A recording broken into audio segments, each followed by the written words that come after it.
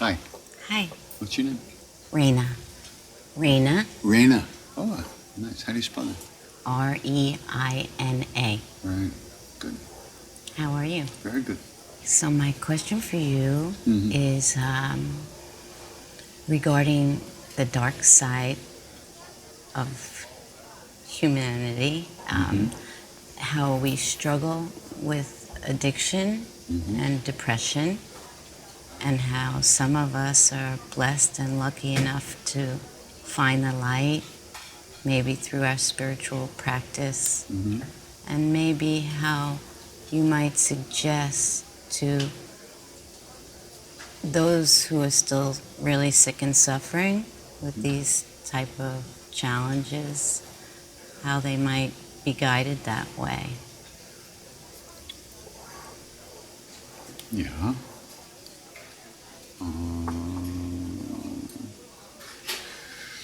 Well, yeah. Do you know about my history? I do, Yeah. which is why I asked. And I read your book, and you were quite open at different retreats I attended and so on. Yeah. I think there's a very beautiful aspect to the kind of longing that drives someone so deeply into addiction. The dark side of it is that the personality hasn't been shaped in a way that gives them the hope that their longing can ever be actually achieved.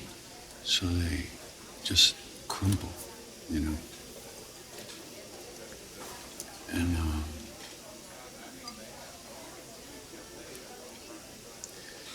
with addiction, you gotta stop. I mean, there's no curing until you stop. And then you can start to deal with the issues. Then you start to get a vote again. When you're totally addicted, you've given up your vote. You haven't registered to vote, and when the vote comes, you're not there. So somehow you have to stop. I mean, I had a friend who died from shooting speedballs, and afterwards, you know, we talked about it. She had isolated herself and turned people against each other, all their friends, so that they wouldn't talk about her. And I thought, what would happen? The only thing I could have done, we kidnap her, put her into a room till she got over the physical part of it. And then, okay, now you have a vote. What are you going to do? But it's so much more than that. It's so deep, you know. It's not just the physical. Once you've opened that doorway, it's very hard not to go through that door. So, you know,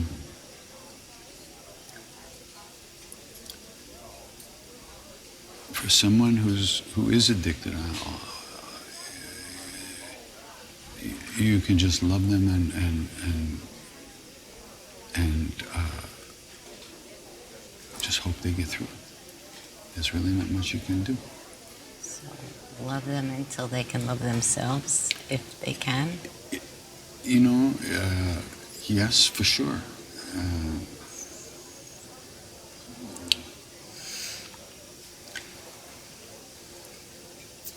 They have to they have to recognize the suffering that they're in, and they have to recognize the suffering they're causing others. It's a very selfish act.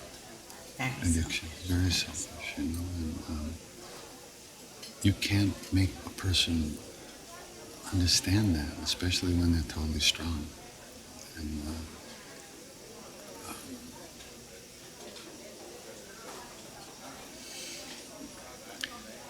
the other side of it is that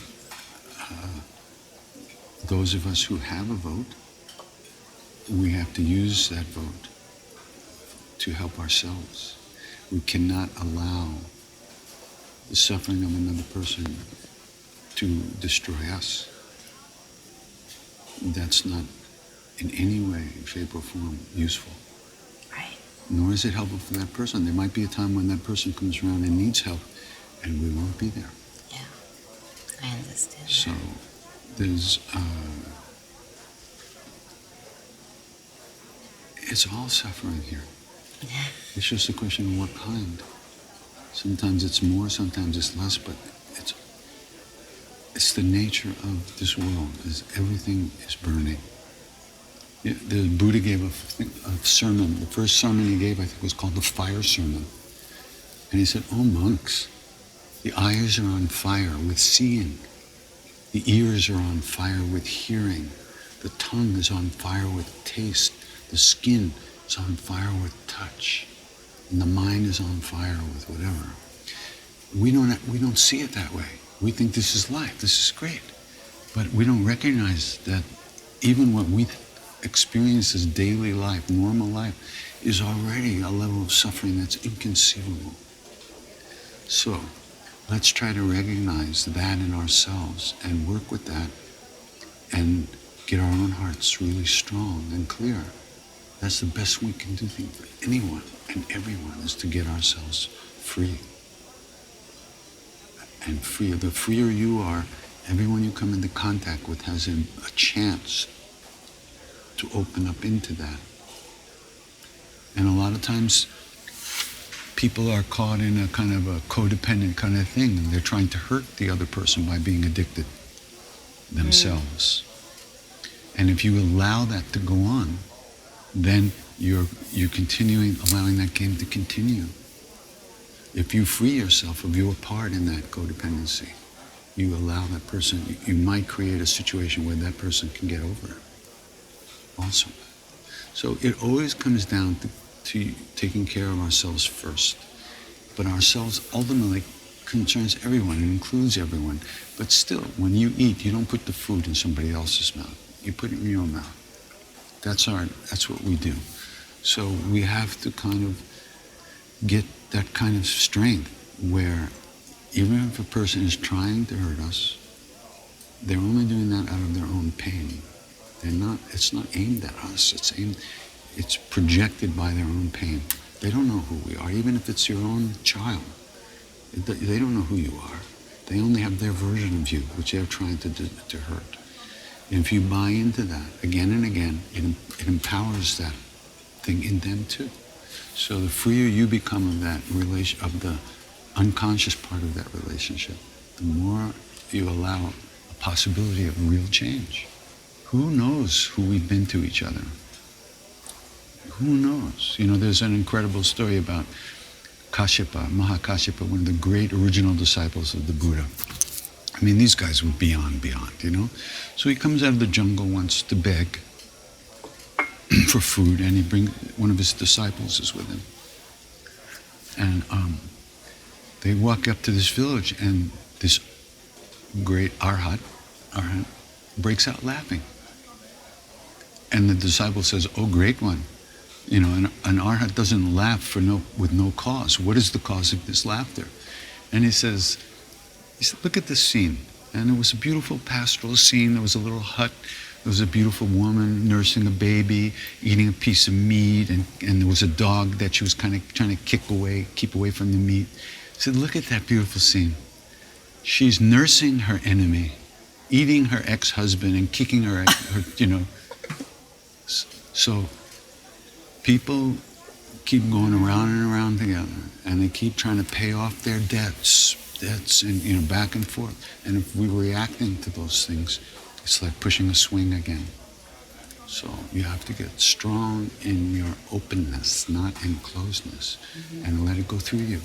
Don't let it catch on to anything. Let it be as it is. Wish yourself well, wish everybody well, but then notice where you get caught. And then wish yourself well and let that go. That's all we can do. That's the best we can do. There's a lot we can do, but that's where we start, I think. Thank you. Okay. You're very wise. Oh, yeah. Beautiful. Tell me again. You're wise and beautiful. Oh, thank you. And I love to What'd see you you say? smile now. Satnam. Thank you. Okay.